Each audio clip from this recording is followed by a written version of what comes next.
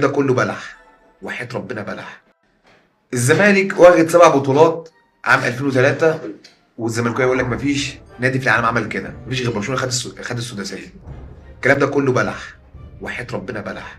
انت بتحسبها ازاي؟ تعال اقول لك بتحسبها ازاي. تعال اقول لك الزملكاويه عاملينها ازاي. الزملكاويه حسبوها من اول 2002 لحد اخر 2003. سنه 2002 الزمالك اخد 3 بطولات، خد كاس مصر والسوبر المحلي ودوري ابطال افريقيا، ده عام 2002. عام 2003 الزمالك اخد 4 بطولات، هو الدوري العام، السوبر الافريقي، البطوله العربيه، وكاس السوبر المصري السعودي، ده في عام 2003.